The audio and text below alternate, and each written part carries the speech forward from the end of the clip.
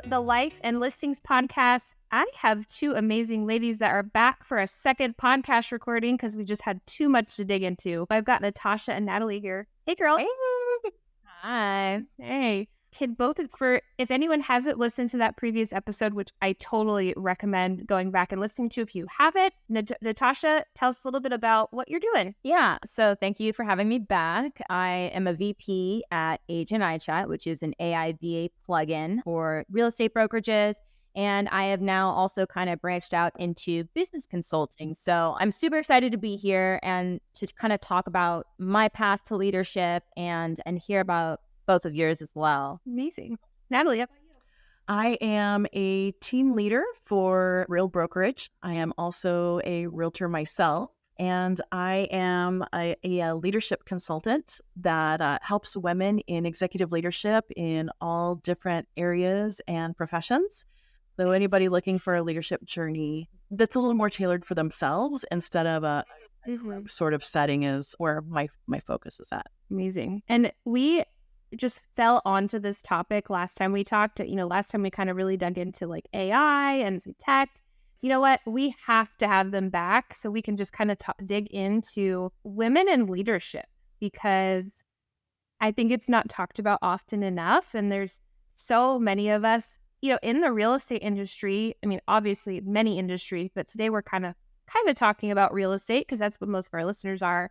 And so we kind of just wanted to share a little bit about our journey, things that got us to where we're at, why we're doing what we're doing, because sometimes it's a little bit crazy. So can you ladies share a little bit about your leadership journey? How did you get to where you're at now? Yeah, I'll start. I've always had a heart for teaching and helping and kind of being motherly, I guess. So when I wanted to start like a little coaching program on the side, and it kind of morphed into helping women that I was speaking with to think bigger, I guess. Like, what is your ultimate goal? What's the ultimate journey? What is it that you're trying to accomplish? Are you wanting to be involved in a committee at the MLS? Have you thought about being involved at all? Like, how can you share what it is that your gifts are with other people to help this ripple effect keep going? And what happened was people would come to me and say, what's next? What's next? What's next? And finding out, where people's passions were really helped me be able to dig in and help them with, finding what their ultimate goal was in leadership. And not everybody, as you know, wants the same leadership that maybe Natasha has. She's VP, she's big kahuna. So other people may be really cool with, being on the PTA and having a voice there, or being, with the school, or being with the church, or doing something within their own individual offices. So I would want to ask them, are you wanting to be involved to participate? Are you wanting to be involved to be a part of something, to be part of the Cool Kids Club? Or are you wanting to make a change in something that already exists, or create something better than what already exists? So in leadership, we're thinking about different ways to get to someone's end goal. And for me, I'm going through the chairs at the local association. And I had an opportunity present itself that I could be one of the founding members of Women's Council of Realtors in my local area. And I thought, well, gosh, I don't feel like I could do both at the same time well. And I really wanted to focus on what was important to me. And at the same time, this is when California Association of Realtors started their Woman Up initiative. And I thought that's it. I want to focus on the women, not just the association. So I started in with the Women's Council of Realtors, and then also joined the Woman Up group. And from there, it was like, oh my goodness, things just opened up because of the people that I was around and the questions that they knew to ask me. And that's pretty much where my journey started is with Women's Council and with Woman Up. Amazing. And I think I love where you're coming from there. Leadership can mean so many different things to so many different people, right? And it's like, what is important to you? What are you trying to do? Are you trying to move up the ladder and have a big corporate job? Are you trying to grow and scale a team because you like training people? I mean, there's so many different levels of leadership I see that a lot at Stats where we'll have like a team lead come in and I'm like, why did you start a team? And the answer is either because I wanted to make more money and I wanted to scale, or I wanted to grow a team because I really like giving back and training these agents. There's always different ways of doing it. And so I think, leadership journeys, it can be so different. That's awesome that you kind of got involved. I think it's intimidating for a lot of people when we talk about leadership and what that would really look like for people. And like I mentioned, it doesn't have to be the executive level of, a corporation. It could be that I just want to step up from where I'm currently at now and do something else, to do something more or something different. So yeah, I think that's really important to figure out what you're really looking to do. Mm-hmm. How about you, Natasha? So I have to spotlight one thing, which I know I was maybe telling you ladies beforehand.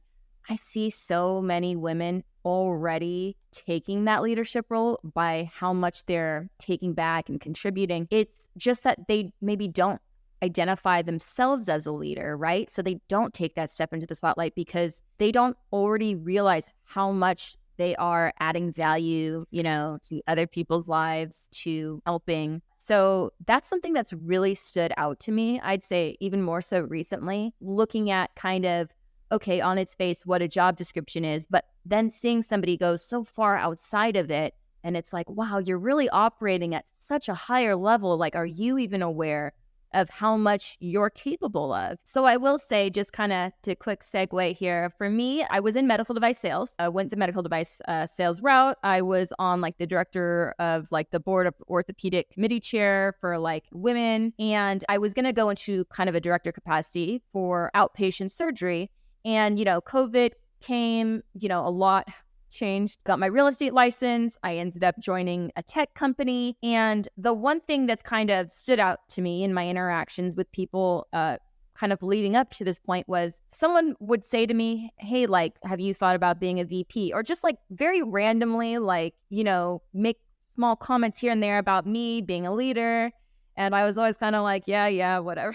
Like I didn't take it seriously. And then I met Natalie and she took me through helping me to identify what my maybe unique skills were, right? Things that I had, maybe people made comments here and there, but I hadn't really fully, conceptualized, realized, and seen in action. So she kind of, she tapped me, right? As she would say, she tapped me. She's like, hey, are you aware that you are capable of X, Y, and Z? And, that really, and she kind of led me to certain situations where I had people just openly saying, I will pay you for your time, to sit down with me, to be my panic button in my business. And that was just like really eye-opening. If you don't see yourself in any of those capacities, then suddenly to have somebody say, I will literally pay you for your time so I can call you last minute so you will generate an action plan for me. It's so hard to even verbalize sometimes for me, but I think that's where it kind of comes down to other women in leadership capacities who help you, who are there with you, and honestly, like who can lift you up and show you that you are capable of more than you realize. Yeah. I mean, that kind of brings up a great question. Like, did either one of you or do either one of you have one or many mentors throughout your leadership journey? Is there someone that you kind of really look up to? We talk about the different people that come in and out of our lives. And I have a lot of people that have contributed to my leadership journey that I do look up to. And I think that equally important are the people that I've learned from that I thought, man, I really value and appreciate the time that we've spent together because I would not do business that way, or that's not how I want people to feel after, hearing me speak or anything that I've written. I really want people to feel special. And so I think that it's really important to learn from the people that give a lot of value and the people that, contribute in a way that maybe you don't want to use going forward, but it helps define you and mold you into getting closer to that desired place. One of the mentors that I've had was through Woman Up. Her name is Vanessa Bergmark. She was super busy lady, a broker up in like the northern part of California. And one of the really important things that she coached me on is that when we were going to have time together, before we met, I needed to find the 5 things that we were going to talk about. I needed to send them to her so that we would stay on track, and that it would give her time to be able to look up the things that I wanted to discuss with her. Could we talk about things off track? Of course we could, but we were very limited in our time, and it helped me be more focused. It helped her be able to prepare for me so that she could give a better thought to what it was that I was asking of her. So amazing lady, super smart, and very helpful as a part of Woman Up too. And I'm really grateful for her. Love that. That's actually really smart, right? Here are the top 5 things that I really want to get out of today. We can go off track, we can go a little bit off track, but I want to make sure that we save time for this. So like, even as the mentor, you understand what they needed that day. So you don't just, sometimes maybe the mentee doesn't feel confident enough being like, whoa, there was one more thing I needed from you before we left. So I love that. Natasha, how about you? Any mentors that got you here? So, I mean, Natalie, like, honestly, Natalie is my mentor. She is the one that encouraged, lifted me up, gave me a spotlight, made me aware of the skill set that I had that I didn't know was a fully operational business in and of itself, right? But I think about this and it's like, I met Natalie, now later on in life, but no, not anybody else previously has served as my mentor. I think we can all agree that you can learn something from great leaders as well as maybe not so great leaders, but it just also goes to show you too that it's never too late to have a mentor, and it's never too late for that mentor to really impact your life and for that to be life-changing for you, because I honestly can't express enough how much that has changed the trajectory of my career. Having someone say, Natalie said to me, like, hey, are you aware of what you have to offer? And helping me put it into practice and kind of guiding me, as well as, understanding maybe little roadblocks that would come along the way, because change can happen that fast. That's what's crazy, right? I mean, the last time I was on this podcast, I was a VP. Now I'm here, honestly, as like a business consultant with Agent iChat as one of my clients. So it can change that quickly. But Jennifer, and I know that you and I kind of had some parallel experiences, and you as like a female founder, we have to hear your story too of, talking about if you had any mentors along the way. Yeah. I mean, I think kind of similar in the fact that I think a lot of my business and the way that I lead comes from experiences I had more of like in the negative realm, where I was like, I don't ever want anyone to feel this way or be treated this way or what have you. And then now I actually have the pleasure of working with so many different business owners that a lot of them have actually become mentors and friends, because a lot of our clients are very long-term in the fact that like I can call a few of them and be like, I need this. I mean, I'm going to say like one of my clients' name is Bert. We've been clients, or he's been my client for like 7 years. And literally I could call him and be like, I need to pick your brain. He's like, of course. And you could tell he like sits down, he'll answer whatever I need. And that happens with a lot of our clients, actually. I'm watching them leading, I'm watching them do these excellent things. And whether I'm actually picking their brain or just picking up over what they're doing in life, I think that's kind of where some of my biggest mentors have come from. Because I'm around so many amazing people, I feel like I'm just like a sponge. Like I'm just constantly soaking up and either being like, no, I don't want to do that, or yes, that seems really great. So next question, what made you want to be a leader? Can I go back, Jennifer, to where you were at just a second ago, though? You were talking about the things that you were observing in people, and that sometimes the negative is, what we learn from as well. And I think it's really important, not as leaders, not as women, but as people, to know that we're being watched all the time, right? So, as a parent, that our kids see everything.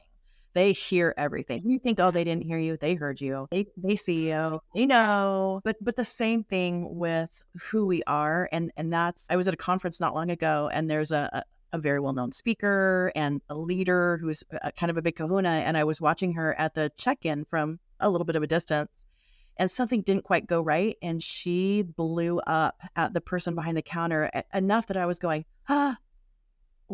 Oh, wow. Like I did not expect it. And there's certain things a girl can't suck in, and your face is sometimes one of them. My expressions, I can't suck those in. And I'm pretty sure I was going like that. And she turned around and saw me, and I was like, oh. And I thought, how do I get away from being seen? She already saw me, and she changed her demeanor. But I thought, okay, well, you know what? That's someone that I thought, was a pretty amazing leader, and she is an amazing leader. But in that moment, it made me feel like everything is being watched as a person, and we need to treat each other with kindness. We need to set the examples as people, which will then elevate us in different positions, whether we're friends with people now or we're going to work together, in a project, or we become leaders with them. So I think it's really important to be really careful with what we do and say in front of other people for leadership. I mean, absolutely. And it's either, it could be coworkers, it could be people that you're not directly working, it could be vendors, whomever you're around is paying attention. And I also think as leaders, sometimes we have employees or people that are reporting to us, and their job, their livelihood, their day-to-day is basically dependent on some of the things that we do. So I've found myself, very often where it's like I might be not in the best mood or something like that. And it's like, I need to kick myself out of that, because the way that I show up for my team is how their entire week's going to go. Right. So that kind of like makes me think about my day in a much different way. It's not just me. I've got my team. I've got the team that works with every single one of our clients. So there's probably a few hundred people that are touched by my leadership on a daily basis. When I start to think about that, it's like really eye-opening. It changes my entire point of view of the day. Like if I'm going to have a bad attitude, it's going to trickle down into all of these people. And I don't want that. Oh, that's a big responsibility to have. Right. Natasha and I met at a women's conference, and I remember seeing someone else who was doing something. I thought, oh, I really like that they did that, and I'm going to do that at this conference instead of chatting with the people I already know and being a wallflower in certain areas. And when they introduced themselves to people, they said, is there something that I can help you with? Is there something that you're working on that maybe I could be of service for you? And I thought, how kind. I love that they don't know who they are. And maybe they say, actually, I'm looking for this. And, I don't have experience in that, but I do know somebody who does. If you're looking for systems, Natasha, Kaye is your girl. Let me introduce you. And they would walk them over and introduce them to Natasha.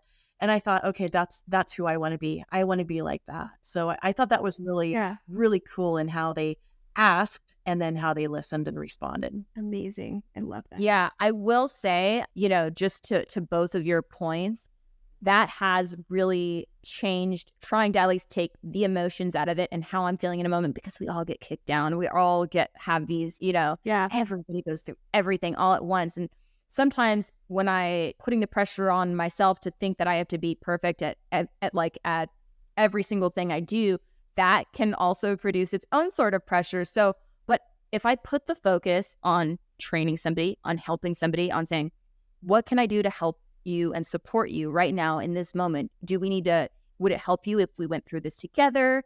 Do you want me to be tasked with X, Y, and Z? Mm-hmm. Do you need to go, how can I best help you? And immediately when you start thinking that way and you're like, I'm here to support you, you put the focus on somebody else, and it's like, it almost removes you, from thinking about yourself, because you're like, you know what?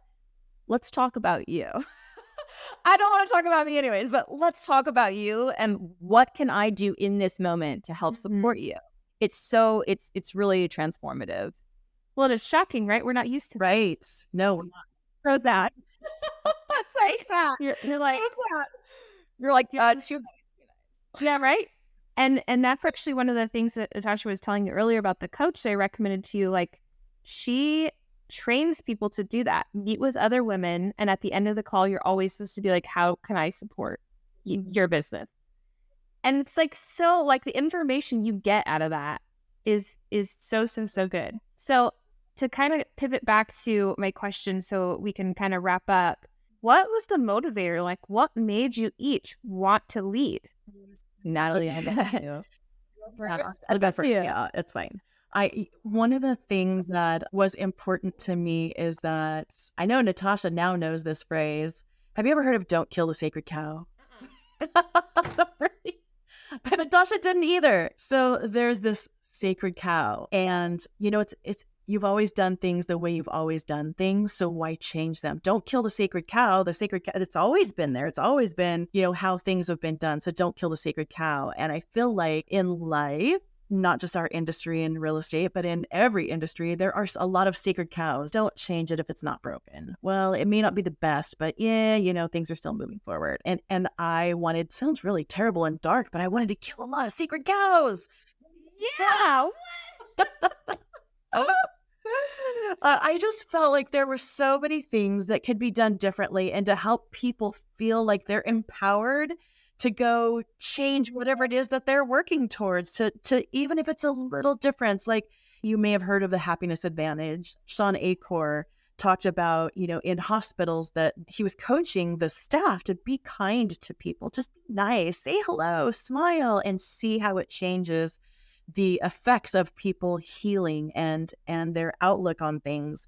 And it was major. It was huge. So if the little drop that can create a little ripple effect in who and how I touch the world, if there's a legacy that I want to leave behind, is that I don't need to be recognized for, you know, being Natalie. I want to be known when I go, you know, meet God one day, is that he's going to be like, good job creating those ripples, Natalie, and helping everybody else see that they have something they can contribute and that they can be proud of, and that they'll want that to continue with the people they touch. So that's pretty much why I did it, is that I saw that there was a lot of things in my industry and in my environment that I thought that maybe with the help of others that are on the same path, that we could come together and collaborate and make some really cool changes in the world. Amazing. I love it. What about you, Natasha? I had two trains of thoughts on this. The first was I reflected on the leaders I had up until, you know, this point, you know, pre-Natalie. And I was just like, you know, there's tons of imperfect leaders out there. Like, so why do, you know, is the assumption that every single thing that we do has to be perfect? Because leadership is constant learning, is constant growing. And the other thing that was a really, really big deal to me that I only fully grasped once I got into this position, my reach is so much greater. My ability to help other people and to do more is so much more extensive. So that's something where I do want to encourage everyone out there. If you don't see yourself as leader, but you are, you know, this self-motivated you know, you have your own kind of accountability system going, don't dog yourself as being someone that isn't a leader. Reach out to any of us, reach out to Natalie, have a conversation, because it can really be transformative, both to your career, to your personal life. And it means just kind of what Natalie was saying, it means so many different things. You know, it doesn't necessarily have to be a title, but your ability to have a greater reach, and it's just so much more fulfilling. You know, if I could give one piece of advice to Jennifer, one of the things that I see a lot with people that are in a learning capacity, not even if they're looking for leadership, but as, you know, new agents that are coming in that I'm mentoring or coaching, or other people looking for leadership opportunities, is to really take a breath and be humble. That if someone gives you a piece of advice, just listen to them. If you've heard it before, listen again. Maybe there's a reason you need to hear it a second time or a third time or a fifth time, because maybe they're going to say it a little bit differently. But if it's coming up to you again, it's because they're seeing something that they feel that you would find value in. So instead of, oh yeah, I know that. Oh yeah, I've done that. Oh, I've already tried that. Just listen and absorb it, write it down, and think about, okay, well, why is that coming up again?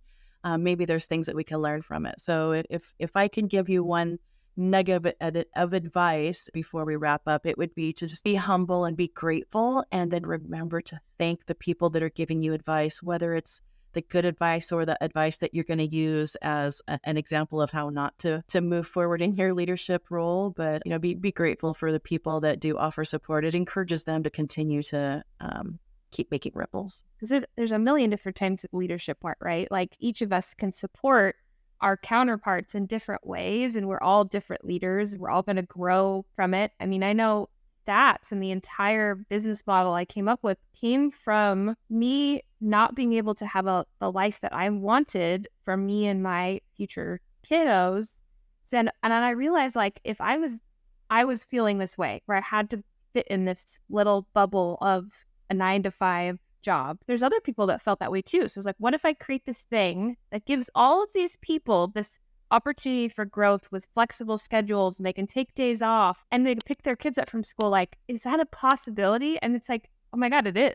Like, I can create this thing that allows all of the rest of my staff to have the same flexibility that I wanted. And that's where my leadership kind of came from, was like, I wanted to create this thing that other people could do that.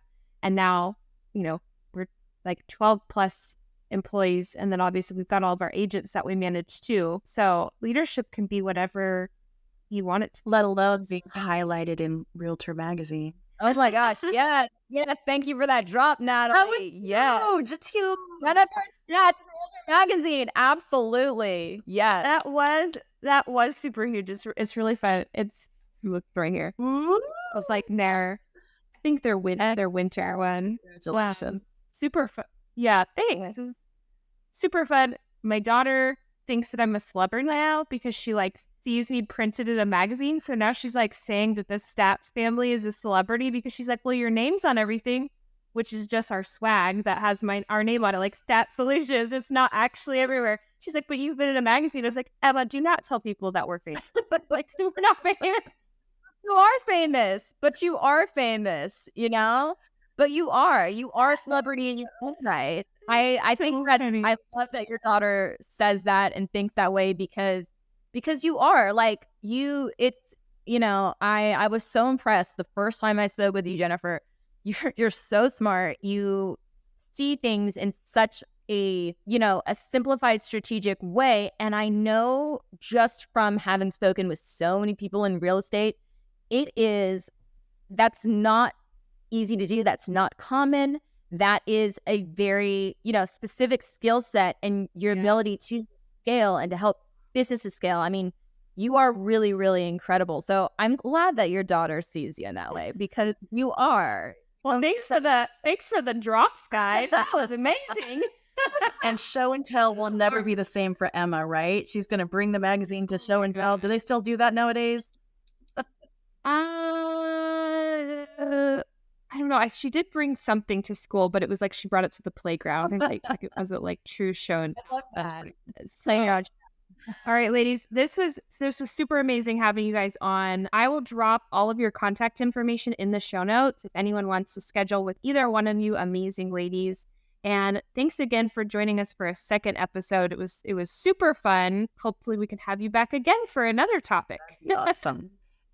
Thank you, ladies. Thank you, Jennifer, for having us. You're welcome. Have a great day.